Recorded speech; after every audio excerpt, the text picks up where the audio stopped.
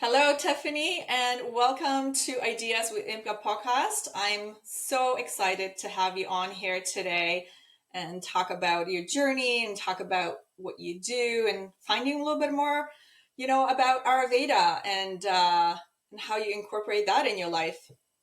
Oh, thank you so much, Alexandra, for having me. Thank you. And I'm really touched to see the podcast that you've created and to be here with you. Thank you. Thank you. Super exciting. So, Tiffany, let's start dive in.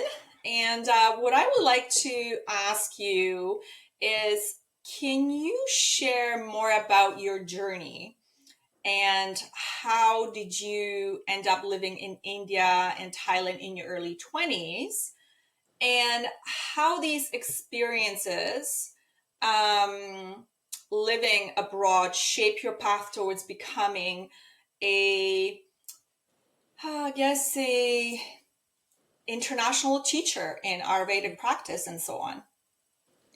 Yeah, it's funny, Alexandra, that you asked me this. It's timely because recently I've been creating something that's come from requests, which is an ongoing mentorship program for people Mm. in all things Vedas, like yoga, meditation, Ayurveda, etc. And with that, many people were asking me exactly this question about my journey, how I ended up really infused and living out and connecting to and studying and retreating in this tradition or in these traditions. And so it's brought me into a self-reflective process also. You know, Mm. the simplest answer is I have no idea how. Like I have no idea how this journey happened.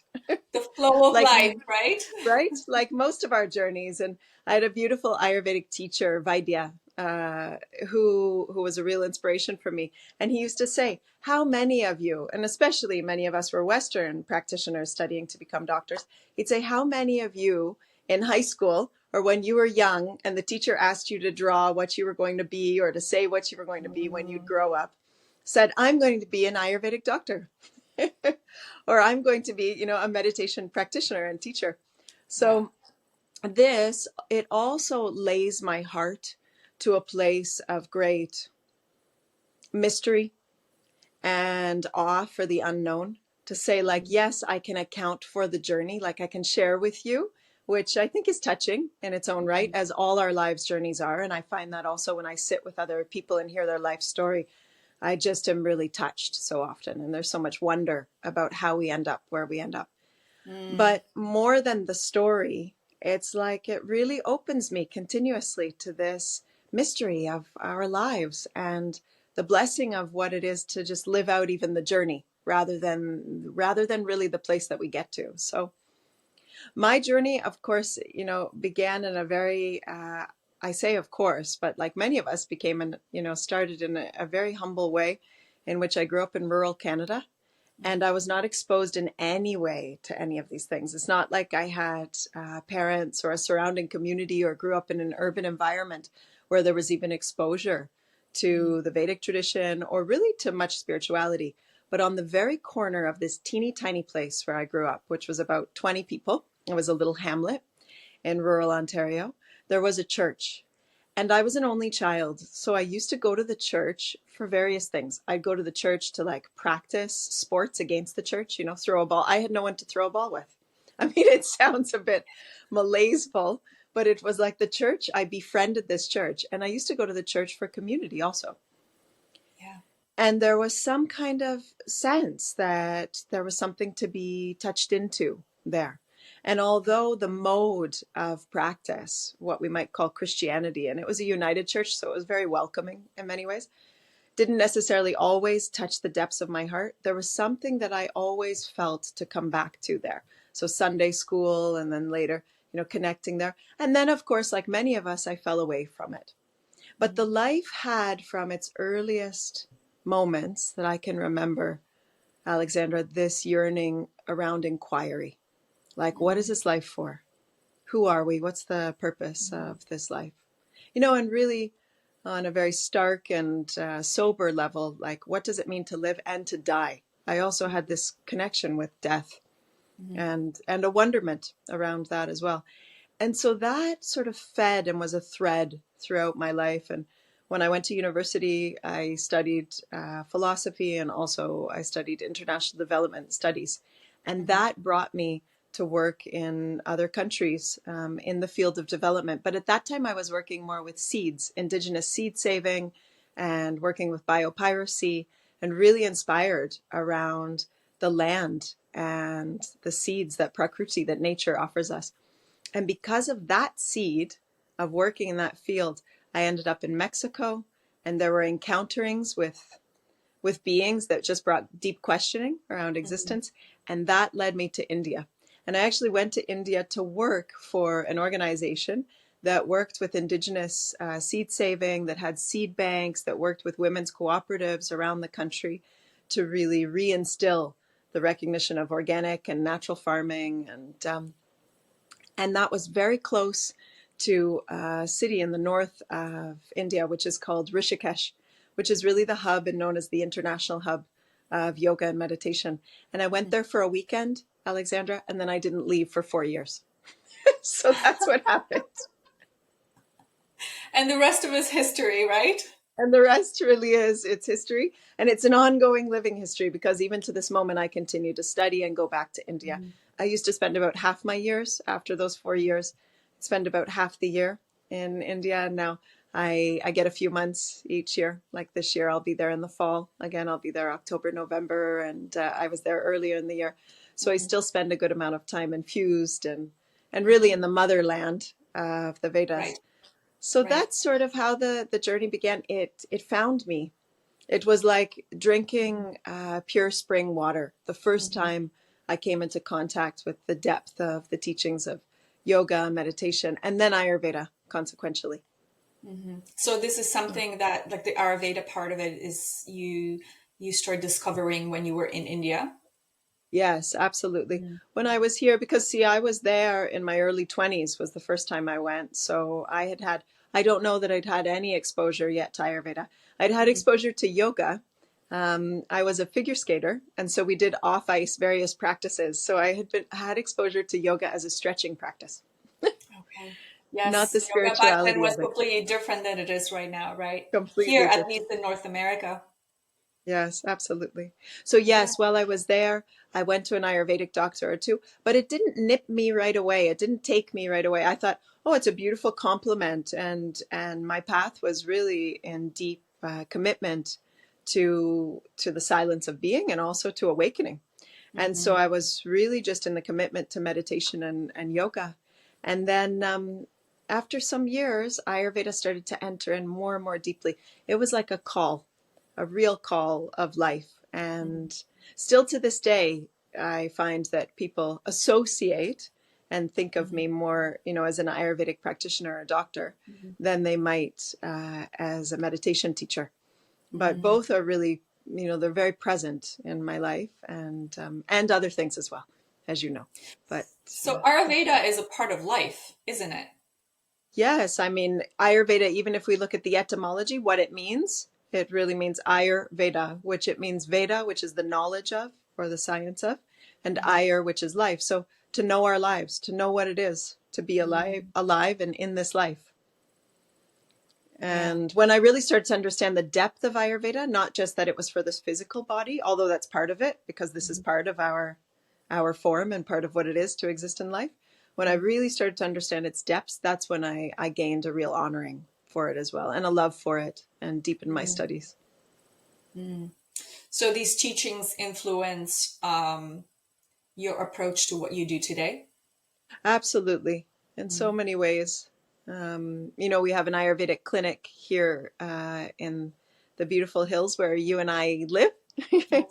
in these beautiful Gatineau hills in Quebec. And so I see people in person here, but I also see a lot of people online. So Mm. through Yeah. consultations, and I take people in groups for Panchakarma to India, and we have pilgrimages, various things. And then we have our clinical side of things, but I also have a whole education side of things. So I teach Mm. courses, and I have a mentorship and a membership program so people can deepen, for practitioners and for people just really common people in our lives, for our families and our communities and Or ourselves. And looking for the change, or looking to absolutely. better their lives, or like you said, having that kind of awakening moment in their life, being like, okay, Yes. let's dive in and see what we can do to better our lives, or Yes. either it's spiritually or whatever it is, right? And I think, again, Absolutely. we've had so many conversation with other people that right now, and I think it happened since COVID, there is a huge shift right now on this planet, Yes. and people are really are looking for that change. Either it is mental change or some sort of physical or health, spiritual, anything. I think people are Yes. really searching for this. So Absolutely. yeah. Absolutely. The promise of the conventional life, Mm, the promise of capitalism, the promise of democracy, the mhm. promise of the 9 to 5 job, the Right. promise of the new world, all of these things people are seeing through at this point and are quite disheartened around, I would say. And is this a bad thing?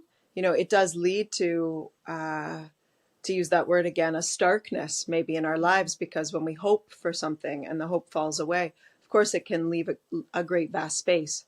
But at the same time, I feel like in that space, exactly as you said, Alexandra, people are Mhm. now compelled to really, if they can see through this, the mirage of all of it, if they can really recognize that the promise is unfulfilled, then they are coming to new ways of yearning to live out this life, Yeah. with more freedom, with more awareness, with more of a commitment to really truly being present in our lives. Right.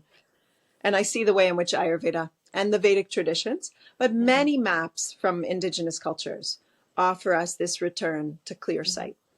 They offer that. So this Right. is one map that I've been inspired by, but there are many, and Ayurveda, meaning knowing life, of course, it's not different than many of the other indigenous traditions Mm. that we see across the planet. Is Ayurveda the oldest practiced? This depends on who you ask, right?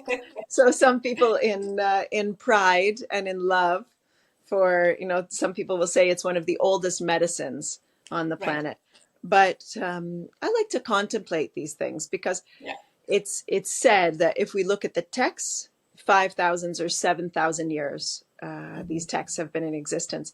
But all of these traditions, not just Ayurveda, but like I was saying a moment ago, all of the indigenous wisdom traditions that considered, let's say, existence, that were existentially questioning. And part of that was medicine, quote unquote, because even Hmm. that word, like that Ayurveda is medicine, I think we immediately think for the physical body.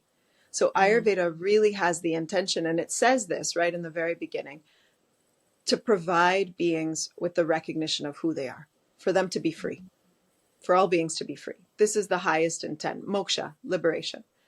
So if Mm. we look to other indigenous traditions as well, wisdom traditions that offer medicine in various ways, medicine for the soul, but also Hmm. medicine emotionally, mentally, and also for this physicality, we Hmm. can see that prior to them being codified, they were all what I'd call osmotic traditions. They were all verbally, orally passed. So can we say that it's the oldest? Because, man has been questioning these things and sharing these things in Right. other ways that weren't codified, right? So whether or not we're talking about the First Nations traditions here, in Right. fact, or we're talking about the First Nations traditions of the Vedic lands, Hmm. it's very hard to say this, but some would say, oh, yes, it's the oldest. Right. So every continent has their own Yes, way of celebrating, or not even celebrating, but yes, having their own medicine or their own yes. wisdoms that they like to share with people. So what do you think happened in that period of, because there was, I'm not sure if people were not aware, or but let's just say like the early, let's say 100 years ago, like that was not very well known Yes. here. Like, is this something that actually came to North America recently, or it has been a while but it hasn't been practiced? Yes.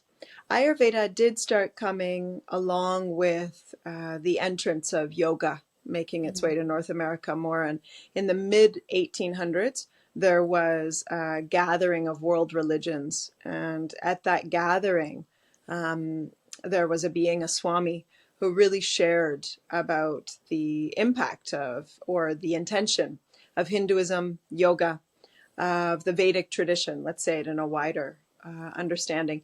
And after that, we saw an entry point. There was like an entrance that started to happen and a welcoming. Of course, travel became easier and Right. globalization. So we also have globalized religions, globalized traditions. And now, of course, in the last 30 years, with this thing that you and I are using right now, we Right. have more sharing of information. People are moving across the globe, and to live, not just to travel anymore. So because of that, I've seen, especially in the last 10 years, Ayurveda is just skyrocketing in its sharing here in North American soil. Mm. And it's wonderful in many ways, Alexandra, that it's being shared. But what I can say is something similar to what I saw happening with yoga is happening with Ayurveda, that it's becoming diluted. Mm. Sometimes, through this form, this exact form, we just want to look up quickly. I even had it this morning. Someone said, what's good? They just wrote me, what's good? My niece or my nephew, 5 months old, has eczema. What's good to give them? And I Mm. said, well, from an Ayurvedic context, from a perspective, I need to know the whole story. The whole story Right. is required. We don't just look up on Google what's good for eczema and apply it on a 5-month-old child. We need to Right. know the story. We need to know the life, Ayurveda, to know the life. So it's Right. wonderful. It is increasing, like you said, last 100 years especially increasing.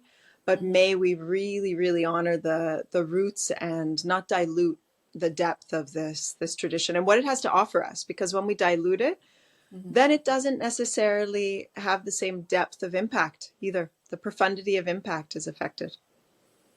Mm. Right. Yeah, I think this is, I think a lot of people still don't know. I mean, Google is great. Do your research and find out, but you said it right. Going to the roots, what really caused that eczema? Yes. Why is it happening? I mean, this could go back when the child was in the womb, right? Yes. What was the mother eating? What was Yes. happening? What was she on? Was she on antibiotic a lot? Like, there's a lot of question that needs to be asked. Yes. So yeah, Absolutely. giving someone for a quick fix, it won't work. This is not Yes. the way Ayurveda or natural healing works. Absolutely. Yeah. Absolutely. And I guess this rapidity, this fastness is Hmm. something that has come along with the rapidity of everything in the last 100 years. Right. Now, rapid messaging, rapid entertainment, rapid food, right? Right. Everything is as fast Right. as we can have things, right down to we can even look at, our desirous tendencies. We can get Mhm. delivery in a minute, but we can also get pornography in a minute. You Right. see, everything has become so fast. And this is really contributing to the increase of Right. disease on a physical level, but also an emotional, mental level, because it is not natural to move this quickly. Now, is it becoming naturalized on some level? We could say yes, Mhm. but really returning to the slow, steadied, rhythmed pace that we see in nature.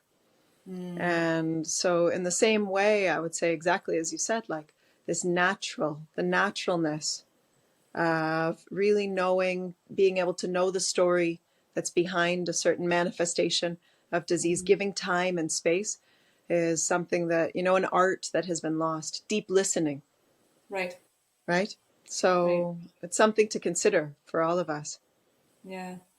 That's why when I get back from Nicaragua, I miss it. Why I miss it, it's the simplicity of life down there. It really makes you slow down, um, because that's the part of life. That's how they live their life down there, Yes. and just really makes you think.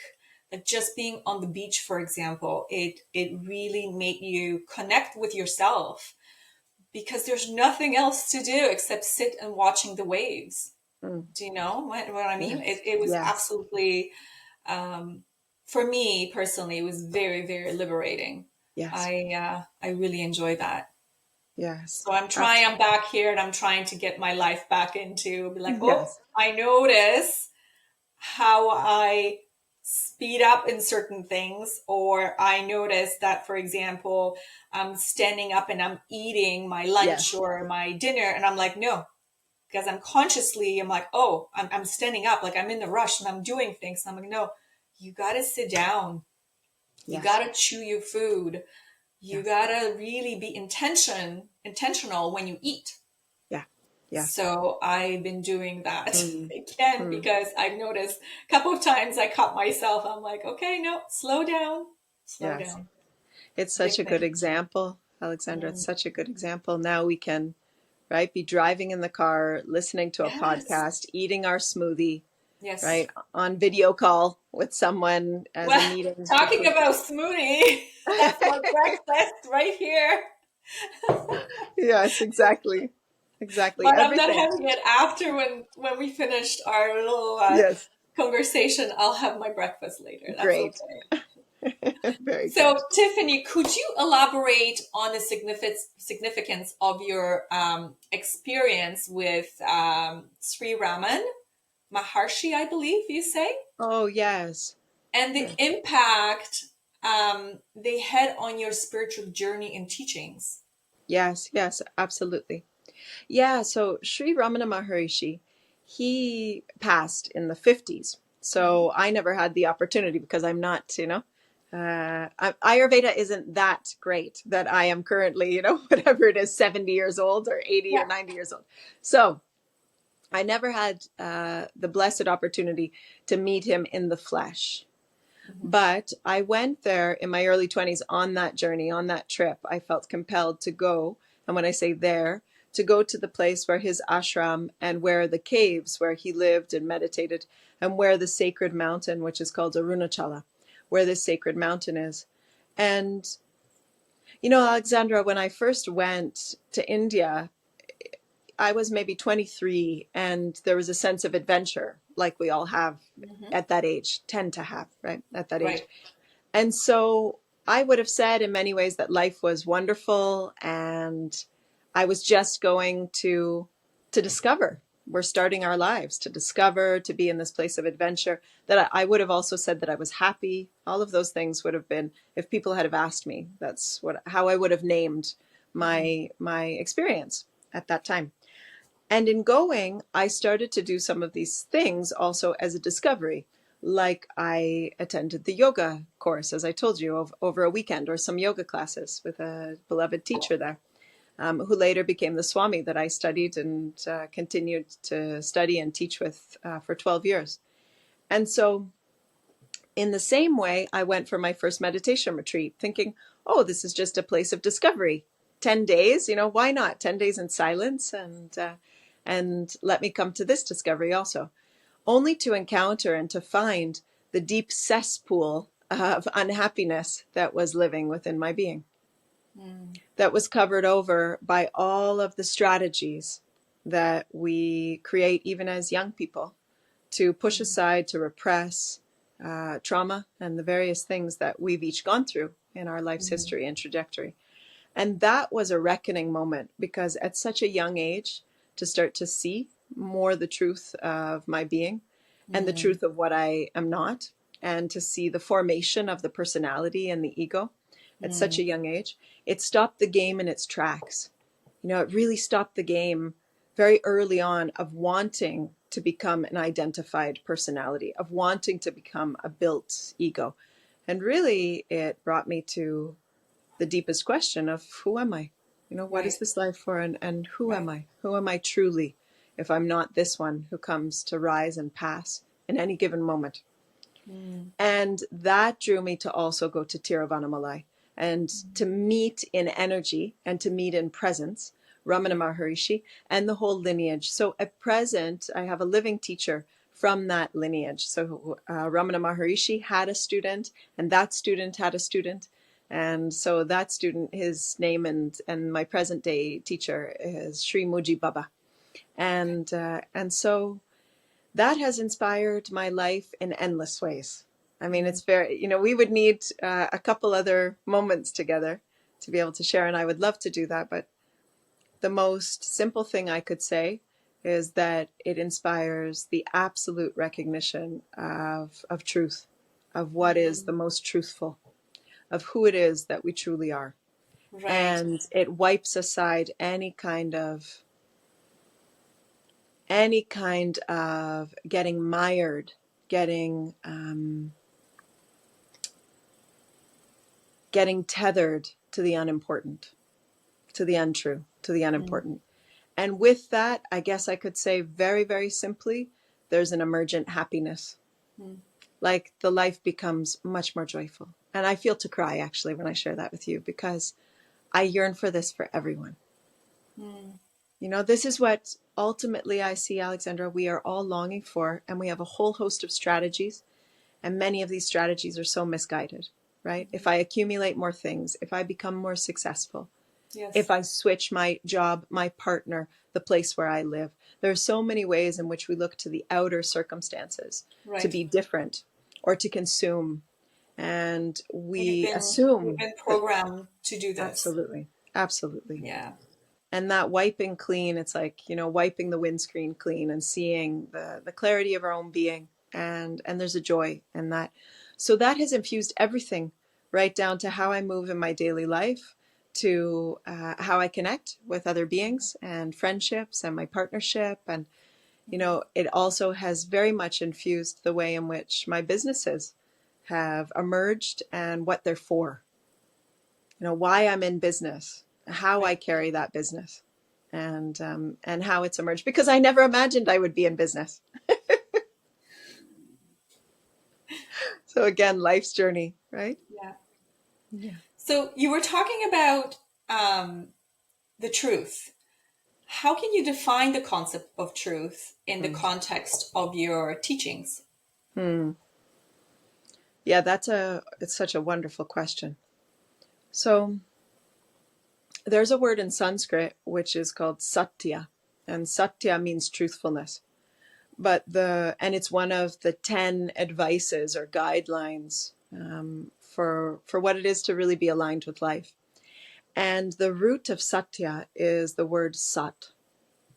So we didn't plan this conversation, and these things just arise, right? So if Mhm. you ask me this on another day, it might arise in a different way. But for now, this is the thread.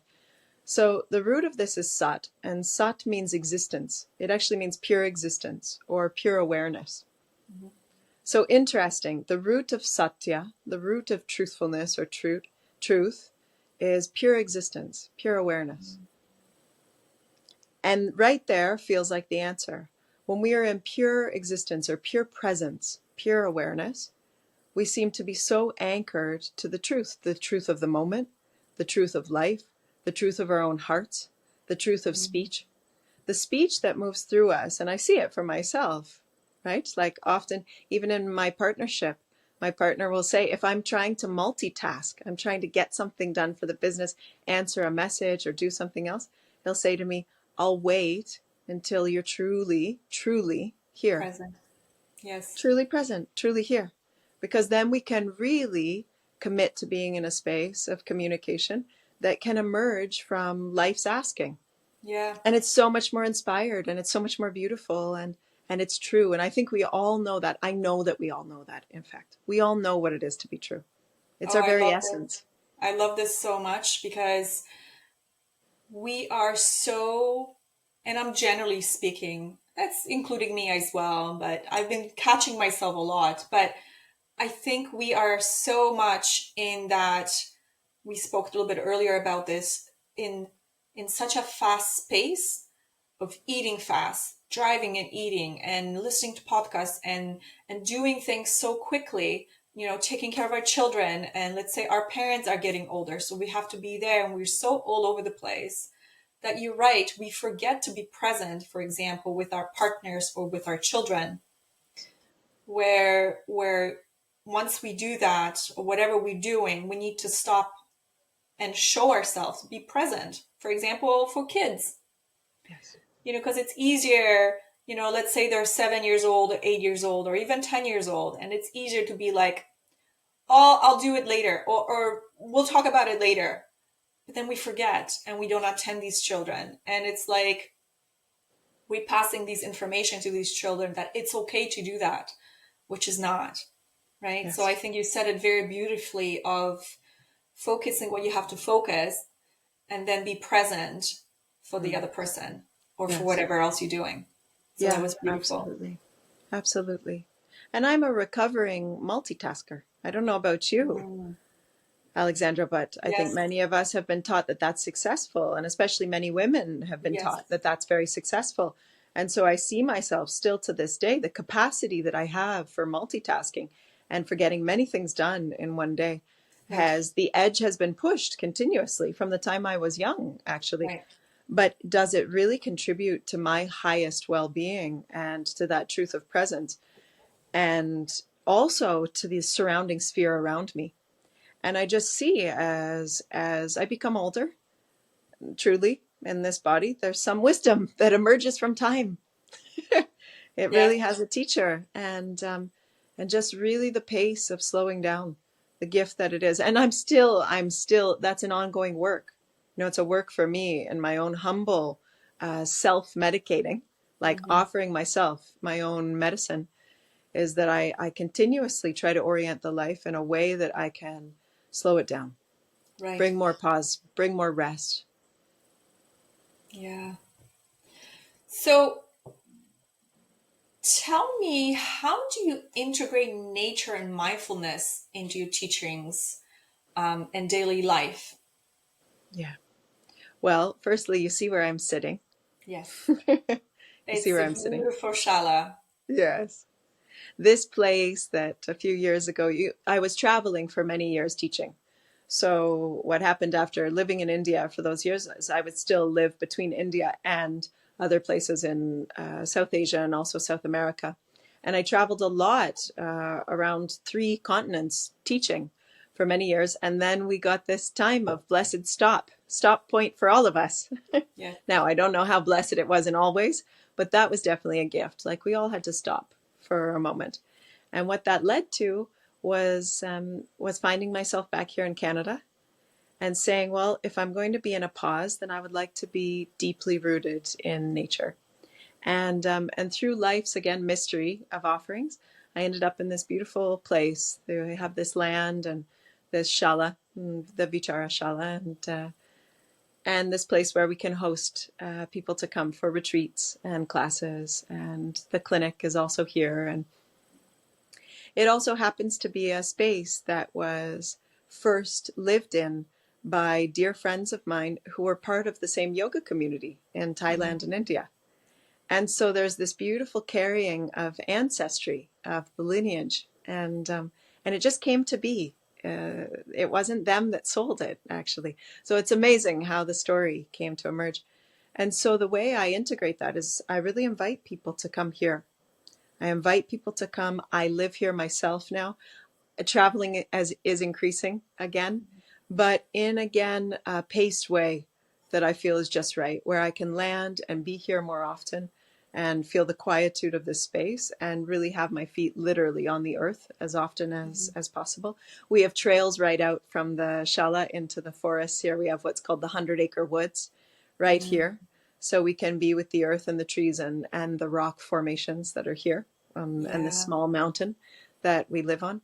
The water is directly from the underwater source of the mhm, mountain. It's like artisanal water. It's amazing, the yeah, water. The first day I came here and I drank the water, I felt, wow, okay, here's the spring, the spring to be found. yeah. And and so I also invite people, and I felt this was important to have a small space, an intimate space, where I could also invite people to really feel the infusion of not just this place, but also this place, this geographical place, Mhm. which is one of real silence and healing, but also to offer opportunities through retreats and through healing treatments and through consultations, etc., Right. where people could come to know themselves more deeply. So that's what we continue to do. Mm, that's Yeah. beautiful. It's a beautiful, beautiful place. I'm so happy that you come and that you've been Yeah. here also, It's Alexandra, that we can share it. it feels very inviting and very, very warm. Every time I leave, I feel just like the whole pressure, anxiety, whatever's happening in my body, it just literally leaves. Oh, I'm So so it's a happy to beautiful know that. place. It touches me. That touches me Thank so you. much because I wouldn't have it otherwise. I mean, it's not, Yes. it's not for me, in fact. I could have a teeny tiny cabin. So, Yes. so it's not for me. It really was with the vision of sharing. and really with the deepest vision of sharing for this reason, for all of us to come to know ourselves So thank you for and to sharing heal, today. to heal. Yes, Thank you. that's a big thing right now for healing. Yes. Like we talked about earlier, people are searching for this, and whatever it is in their lives, they really want to heal and be better. So Yeah, yeah. absolutely. So thank you for Yes. sharing this space with us, Thank and you. looking forward actually to come and see you Yes, very soon. good. Very good. Yeah, and I feel it's such an important, there are important things that we've gotten used to again and normalized Yes. that, even as I'm seeing like the logs behind me, Hmm. the spaces we live in, the amount of VOCs, the amount of chemicals, just even in the Yes. places that we live in, the off gassing that's happening. And I see all the builds going up all over the place. And it's like we have the wisdom now to build differently. We have the Right. wisdom now to live in smaller spaces if required, to live in coexistent spaces also. Right. Intergenerationality is also intergenerational living is also on the rise again. This is Hmm. wonderful to see, almost out of force. But also here in Canada, we have the benefit of so much nature. So Yeah. moving to nature, not just to the urban environments, because I see this increase of moving to the urban environment. And we can have the opportunity. We're afforded that opportunity here. Hmm. And so if we can find creative ways to also live in more natural spaces, I feel it's so, so important. Yeah. Yeah. So this will bring me to a question of how do you balance teachings of, I'm not sure if I'm going to pronounce this right, but it's Advaita Vedanta. So it's Yes. the non-duality with the practical aspect of Hatha yoga and Ayurveda in your offerings. Like Yes. how do you do that? Yeah. If you can share that. This is an amazing question. And for those listening also, I don't know how potent we might all realize this question is until I start to share, because what Alexandra's asking, I see the potency and the importance in the following way. So often, Hatha Yoga and Ayurveda are seen as more bodily oriented practices. So things that bring healing to the body. But as I shared before, Ayurveda has the highest intention of freedom, to be free from ultimately what? To be free from the mind's samskaras, the mind's tendencies, to be free from the egoic patterning that causes us suffering. So the ways in which our identity and our persona really on and on in our habituation lead us to destruction and suffering. And similarly, Hatha Yoga is the same, but many of us today don't know this because of the dilution of Hatha Yoga. So all physical yoga is actually Hatha Yoga, but Hatha Yoga has become like a branch. It's become a branded branch, like people think it's just one type of slower, more gentle yoga. But Mhm. actually, every practice of yoga in the body is Hatha Yoga, in fact. And there'll be lots of people who might listen to this who will argue with me, and you can come and find me because I'll share with you where this is rooted in the origins of the text. I'm not saying in any way, or I'm not in any way defiling that there are Yeah. traditions and lineage names like Ashtanga or Iyengar, etc., but they are all Hatha Yoga practices, in fact. Mhm. So they fall under that, which Hatha Yoga means the balancing of the sun and the moon. Hatha, the sun and the moon. And what this means really, hatha, is because it becomes one word, that the duality that is lived in form, that it come to be one, hatha, Mhm. that we no longer be just the sun or the moon, just the right or the left, just the good or the bad, Or the black and white. or the Hmm. black and white. So ultimately, hatha yoga is an embodied practice of non-duality, because it says we are not so dual. We're not as dual as we think we are. Can we come back in this embodied practice to recognize the wholeness of our being, to feel the wholeness of our being in its embodiment, but also to feel it in the deepest parts of our being as well, to recognize that we are not these thoughts of up and down and all around. In fact, there is a silence that is one within our being. So in that way, Hatha Yoga and Ayurveda, even though they acknowledge that this body and this mind lives in a world of diversity and multiplicity. They also recognize that ultimately this body, mind, and this whole structure, this whole person and personality, it emerges from a singular source. It emerges from pure consciousness. And so it's not any different than Advaita Vedanta, which Advaita Vedanta also recognizes exactly this, because Advaita says it's a non-dual tradition. So it says, although there is all this multiplicity, I shouldn't be caught in just one or another of the phenomena that are around me. I am all of it, and I am also only one within it. I am the singularity from which it all emerges. And something beautiful that I come to see in our Hatha yoga practice, which we've come to name because people would ask me over the years, what's this yoga called? So funny, we want a name, right? I'm going to these other classes and they're called this type of yoga or that type of yoga. So eventually I said, okay, let's call it Vichara yoga. Because what I invite people to do is Vichara, to be an inquiry in the yoga practice, to not just do a fitness practice that looks like yoga, but really you're connecting. thinking, yeah, just gymnastics, acrobatics, and you're thinking about other things, to really be in the inquiry of who am I? So this is where Advaita, the non-duality, really meets the physical practice. Who am I? Am I all the phenomena that are going on in this body? Am I the one pain that I came in telling myself I was? Or am I all the different sensations that live here? And we even start to see, am I just this one aspect or quality of being? Like maybe I'm used to being a heartful person, a loving person. But what about the strength and the ferocity that lives here in the universe of me as well? Am I also that? You see, we live our lives, Alexandra, so often thinking that we are just a very small partiality. Like I'm like this, or I like that, or I do this. We often, the first question we ask each other when we meet each other is, what do you do? Amazing. It's the qualifier for our being, Right. what our employment is. Non-duality says we are everything and also nothing. There's something very powerful to this recognition. And it untethers us from being bound. It really gives us a freedom. Because then if you lose your job and you thought Right. that you were that job, if you lose that job, you realize I've always existed, whether or not I was a teacher, Right. or the marker, the label of teacher falls away. If I lose this body, which we all will eventually, I'm not this body, in fact. This Right. body goes through change. And women Yes. especially know this. This body goes through great change Yes. through the various transitions of this life. What if Right. I am so clinging on to this body that was 20 years old and looked a certain way?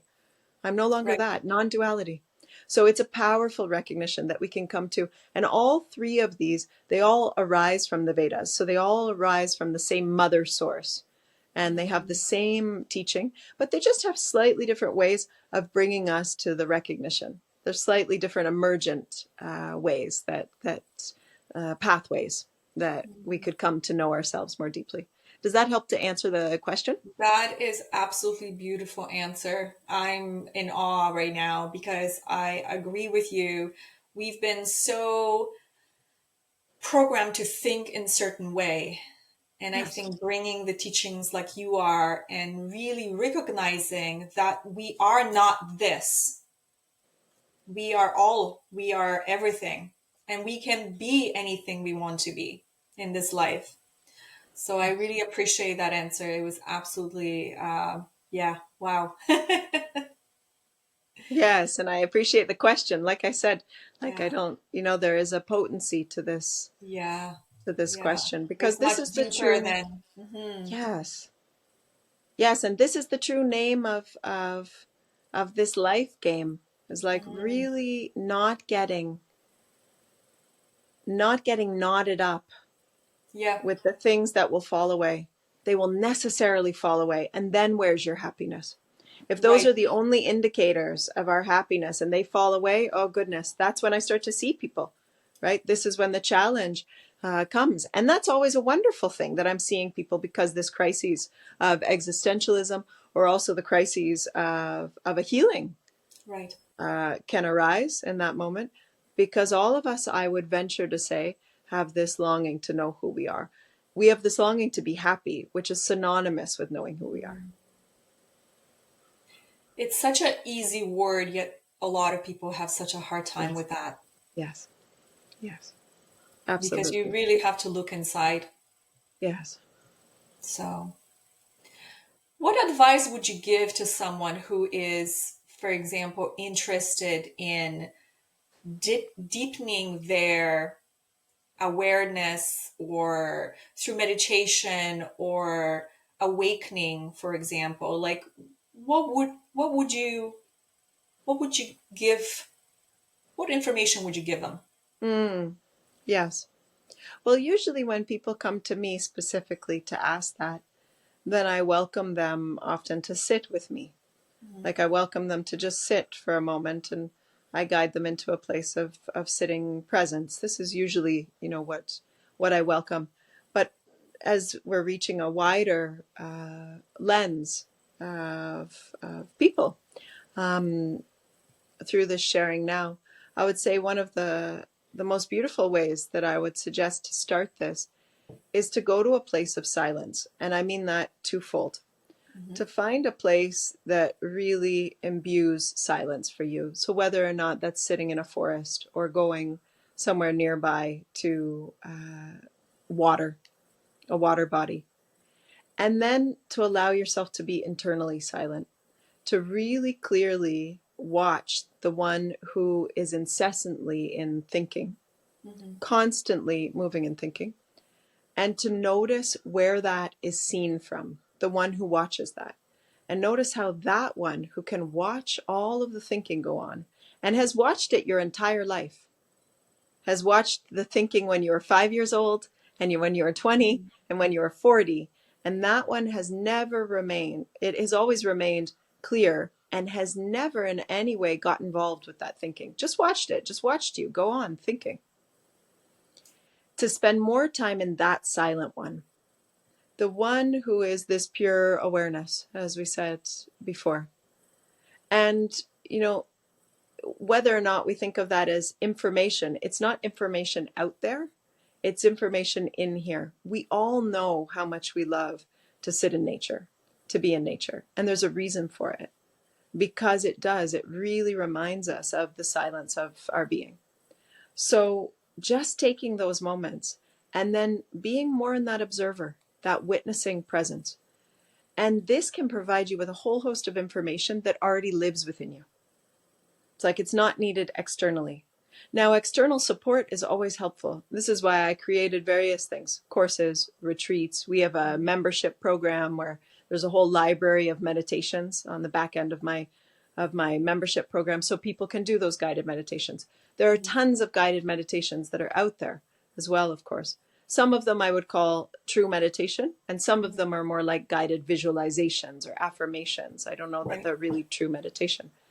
But for those of us really truly longing for it, just start with that simplicity because this affirms already that it doesn't need to be looked for elsewhere.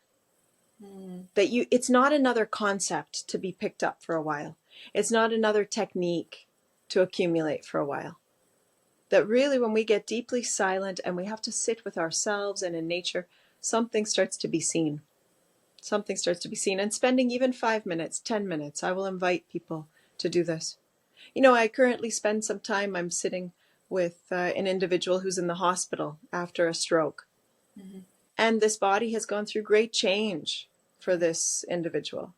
And there has been, in many ways, things that have been seen that have stopped the incessant mind that prioritizes things that it no longer needs to, right? When we go through a near death experience. And it's so powerful, such a powerful reflection for me because we do the best that we can. They sit in the chair, in the wheelchair. I sit on a hospital chair.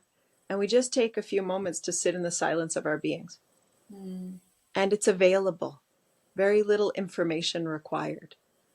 So I don't know if this helps to answer the Yeah. question, Alexandra, but I feel sometimes the simplicity, we make it very complex. We are complex people. Yes. We're Yes. complex beings. We Hmm. like complexity. We like Yes. chaos in our Yes. lives. We Yes. create our own anxiety, most of Yes. us.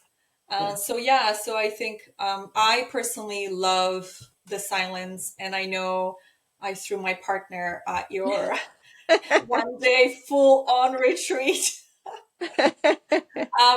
But it's so important to be connected. And for Yes. me too, once I feel that chaos going on within me, I don't live far away from you. And it's the same thing. I'll just walk up in the forest. Yes. I love personally, for example, touching a tree. Yes. I just Yes. feel that energy coming Yes. from the tree. So for me, it's very important to be around trees. Water, the sound of water. It's another one for me as well, which we again live very close to the river. Yes. Um, but yeah, disconnecting and being with yourself and listening. Because that's another thing is we forgot how to listen Oh, to totally. um, our own selves. Yes. Yes. And others. I mean, we even if we look now, I forget what the stats are, but the Mhm. capacity for us to intake information, it is steadily decreasing. They're Yeah. noticing this in universities and all schools of education. Mm. Uh, and in younger children as well, that our capacity to listen and retain is steadily decreasing.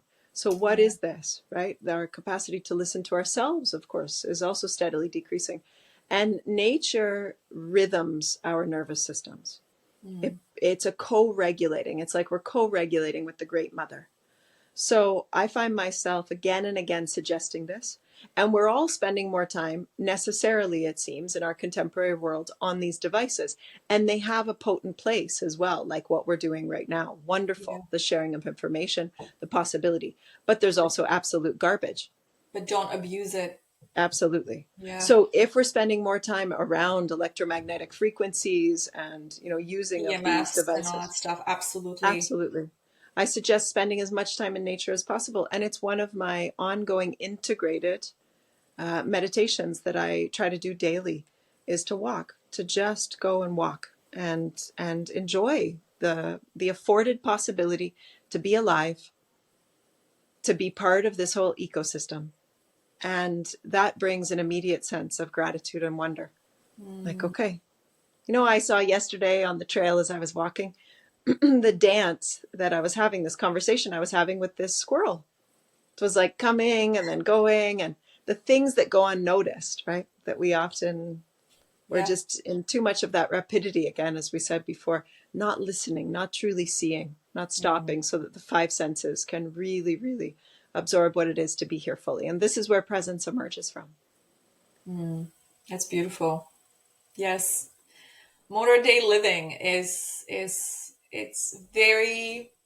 amazing, but at the same time it really, especially for children, like you mentioned Yes, before with all the technology, it yes, really puts them in the box and yes, they don't know what to do. And if you have, and again, I don't want to point fingers at anybody, but we tend to forget. And I know because we've done that with our own children. Again, I'm only speaking for myself. I'm not speaking for anybody yes, else. And we had to last week basically tell the kids, that's it, no more. We yes, took certain stuff away. And for example, from 4:30 till 8:30, there's zero mm, access to anything. mm, And it's like, you need to go outside. You need to, yes, even for a bike ride. Again, we live yes, in the country. Just do something. Because when I was growing up, this is what I was doing. We didn't yes, have access to internet. So what we did, my parents were like, okay, out. Don't come back till dinner. yes, So we have implemented amazing, this routine with the kids that that's it. Because again, you lose yourself in that moment where you're not being present, and then you forget that they're on these devices and they're playing yes, these games, and it really pulls them in.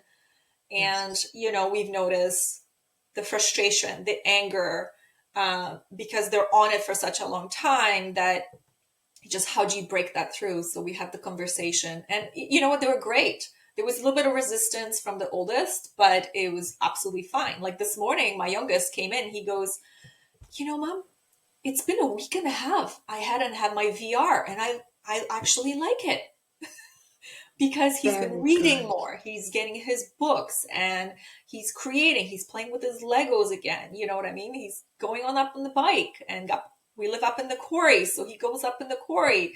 Like it's quite interesting to see the change in that Yes. child. Well, at least him. The oldest ones, they always do their own thing. But yeah, it's really, really amazing to see it.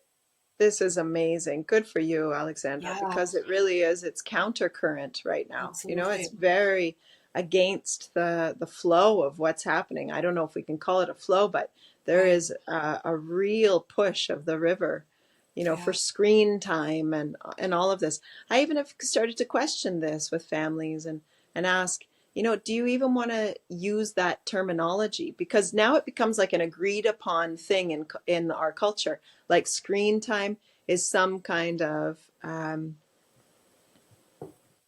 gift. So just like all of us, our neurotransmitters respond to our treat.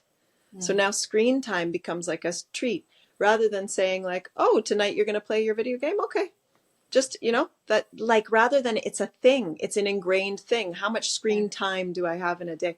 I'm amazed by it, how much this has taken over. And I humbly say this without having children.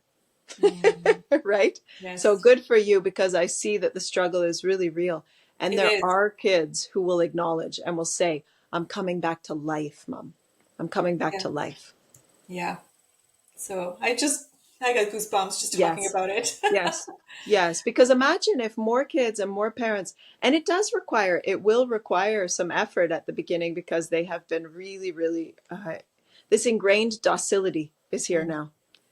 Like they are not as active, they are not as oriented towards Yes. movement as prior generations. So it's like a relearning, a reteaching. And at the Yeah. beginning, there's so much lethargy for these kids, right? So relearning how they can really enjoy Yeah. and And be uh, kids.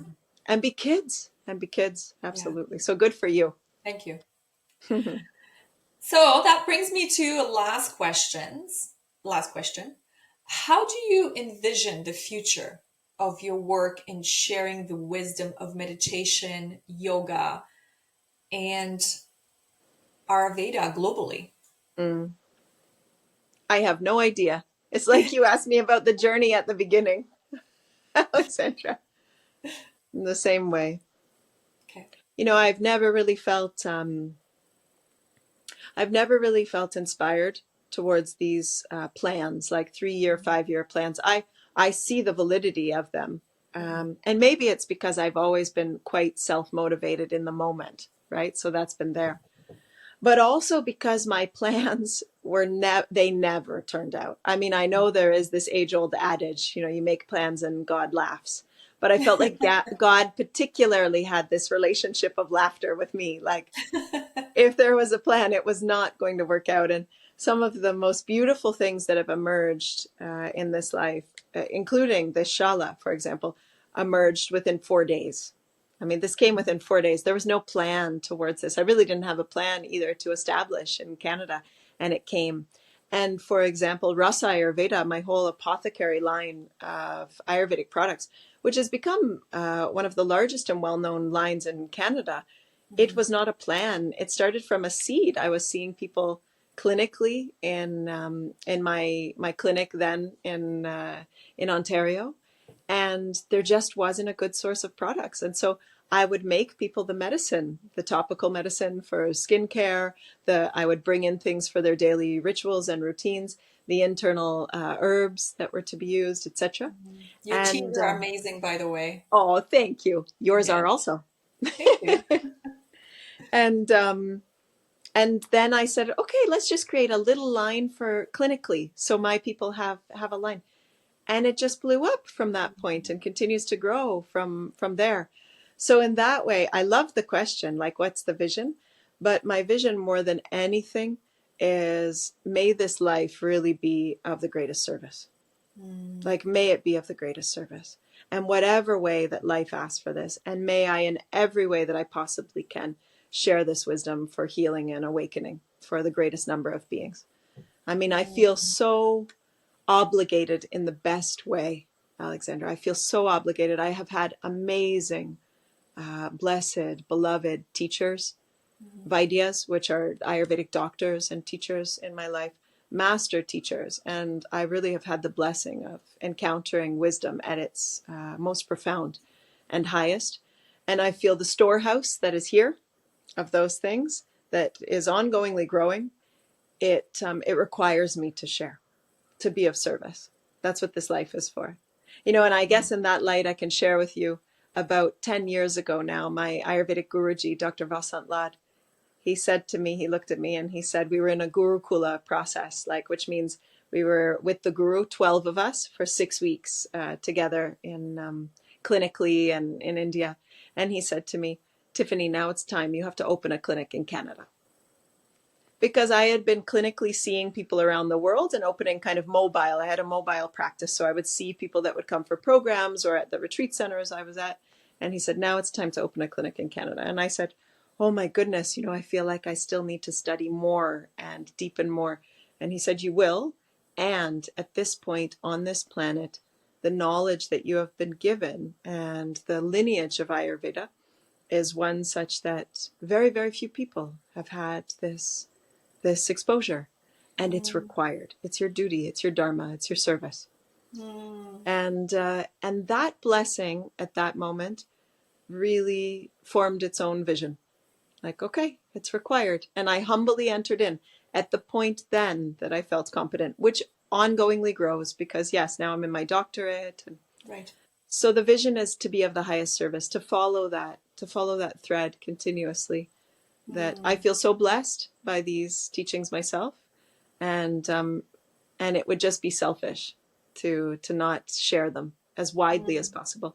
And that's why things emerge. Even when I feel a little bit weary, I feel like, okay, maybe I could just retreat into myself a little bit more. Then life, whatever we want to call it, life, the divine consciousness, God, seems to give me a whole new boost of energy to carry forward something new.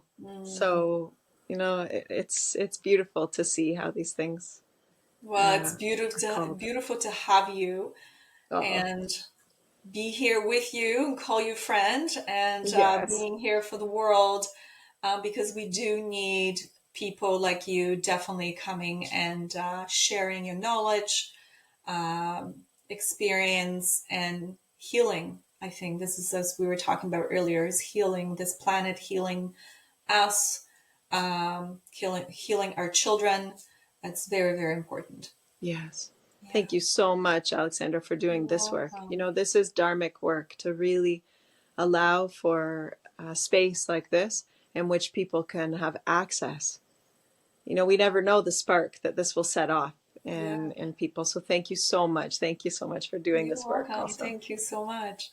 So, Mm. how can people reach you, Tiffany? Yes, so they can reach me in various ways. I have 2 websites. So there's one website that focuses a little bit more on upcoming retreats and the mentorship programs that I offer, and also our sadhana membership. So that's more yoga and meditation, which is Tiffany Nicholson-Smith.com. So that's that website. And then the other website that has more of our apothecary, our whole line of Ayurvedic products, is rasa-ayurveda.com.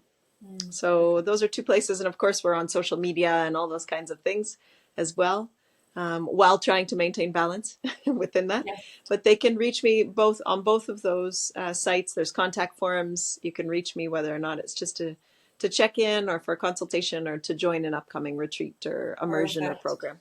What I'll do is I'll definitely send all the information down below after the interview so people can access that too. So, yes. Wonderful. Wonderful. Thank you. Tiffany, it was absolutely Thank you. pleasure. I am so happy have you on and having that discussion. There was a lot of information, and I really hope that people will take this to heart and look in within themselves, finding that balance between the regular life and finding peace within themselves. So I Mm. really, really, truly appreciate you as a friend and as a healer yourself.